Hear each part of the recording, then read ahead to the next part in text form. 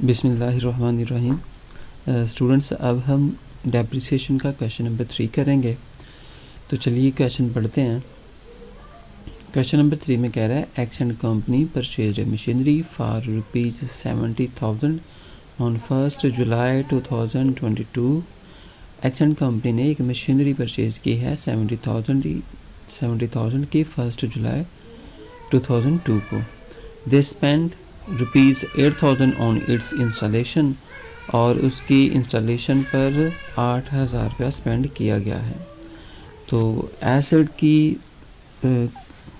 जब एसेट को परचेज़ करते हैं उसके ऊपर जितने भी एक्सपेंसेस किए जाते हैं उनको डायरेक्ट एक्सपेंस कहा जाता है, और ये डायरेक्ट एक्सपेंस उनकी कास्ट में ऐड कर दिए जाते हैं। तो एसेट की कास्ट जब हम लिखेंगे बुक्स ऑफ अकाउंट्स में तो हम 70,000 की बजाय प्लस 8,000 जो उसके ऊपर स्पेंड किए गए हैं वो भी ऐड करके फिर लिखेंगे, 78,000 उसकी कास्ट लिखेंगे। आगे बता रहा है prepare the machinery account for the first 4 year. पहले 4 साल का मशीनरी अकाउंट बनाया जाएगा। Straight line method of depreciation use किया जाएगा। Depreciation is return of 10% per annum, 10% जो उसकी डेप्रिसिएशन है वो चार्ज की जाएगी annually. Assume the accounts are close every year on 31 December. Assume करना है कि हर साल 31 दिसंबर को बुक्स ऑफ अकाउंट्स को क्लोज किया जाता है। तो चलिए क्वेश्चन को स्टार्ट करते हैं। सबसे पहले जिस एसेट का हमने अकाउंट बनाना है उसका नाम लिखा जाएगा। उसके बाद डेट वाले कॉलम में जिस डेट को ये एसेट परचेज़ किया गया है वो डेट लिखी जाएगी। तो 1 जुलाई 2002 को ये एसेट परचेज़ किया गया है। रेफरेंस वाले कॉलम में हम पहली एंट्री पास करेंगे एसेट को परचेज़ करने की। तो एसेट को परचेज़ करने की एंट्री है एसेट अकाउंट डेबिट और बैंक अकाउंट क्रेडिट।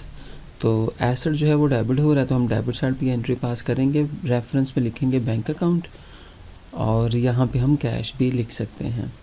तो जब एसेट की कास्ट लिखेंगे रुपीज़ वाले कॉलम में तो हम एसेट की कास्ट प्लस उसके ऊपर होने वाले एक्सपेंसेस भी लिखेंगे, दोनों को प्लस करके फिर इसकी कास्ट लिखेंगे 78,000। इस साल 2002 में सिर्फ एक ही ट्रांजैक्शन हुई है, तो हम इस साल को क्लोज़ करेंगे। क्लोज़ करने के लिए हम क्रेडिट साइड पे डेट वाले कॉलम में क्लोजिंग डेट लिखेंगे जो उसने बताया था, हर साल 31 दिसंबर को अकाउंट क्लोज़ होंगे।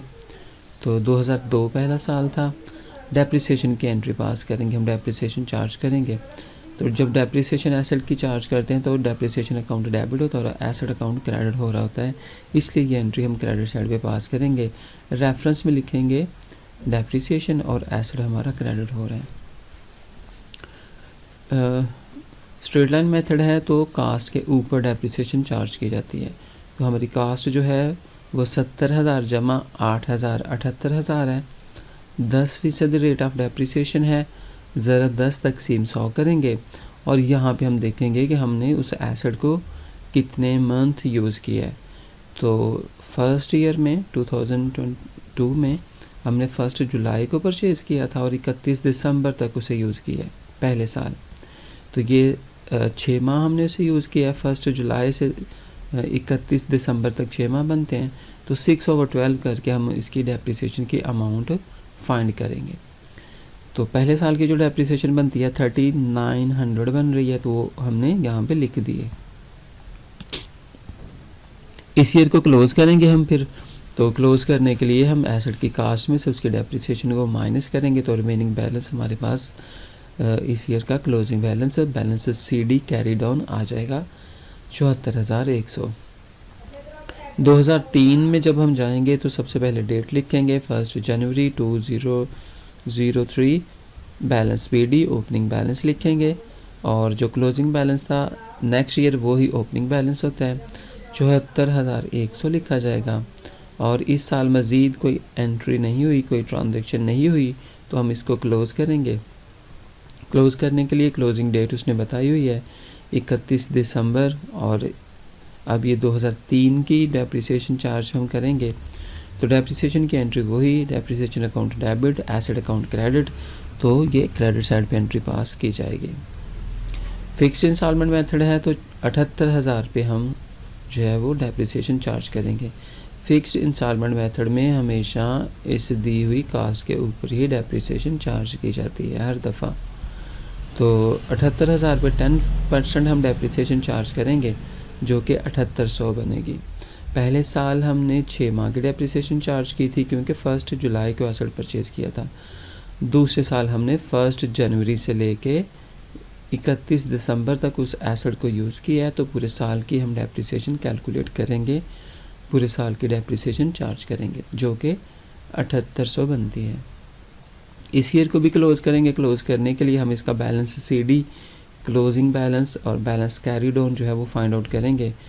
वो इस तरह फाइंड आउट करेंगे, जो हमारा बैलेंस BD है इसी साल का, उसमें से उसकी डेप्रिसिएशन माइनस करेंगे तो हमारे पास क्लोजिंग बैलेंस आ जाएगा। नेक्स्ट ईयर 2004 में जनवरी 1 को हम जो बैलेंस CD था उसको एज ए बैलेंस BD लिखेंगे, जो कि 66,300 है। और इस साल भी मज़ीद कोई ट्रांजेक्शन नहीं हुई, तो कोई एंट्री मज़ीद पास नहीं की जाएगी। तो इस साल को हम क्लोज़ करेंगे 31 दिसंबर 2004। और यहाँ पे मैं एक जो टाइपिंग एरर है उसको ठीक कर देता हूँ। तो यहाँ पे 2003 लिखा जाएगा और यहाँ पे भी 2003 4 लिखा जाएगा, जो इसका करंट ईयर बनता है। तो यहाँ पे 31 दिसंबर 2004 इसकी डेप्रिसिएशन चार्ज की गई। डेप्रिसिएशन वैसे ही चार्ज की जाएगी कास्ट के ऊपर। 78,000 पे 10% लेंगे तो वही जो पहले डेप्रिसिएशन आई थी वही आ जाएगी, 7,800 डेप्रिसिएशन। इस साल को भी हम क्लोज़ करेंगे, तो बैलेंस BD में से उस साल की डेप्रिसिएशन माइनस कर देंगे, तो हमारे पास क्लोजिंग बैलेंस कैरीड ऑन जो है वो आ जाएगा, वो 58,500 है। ये नेक्स्ट ईयर का ओपनिंग बैलेंस बनेगा 2005 का।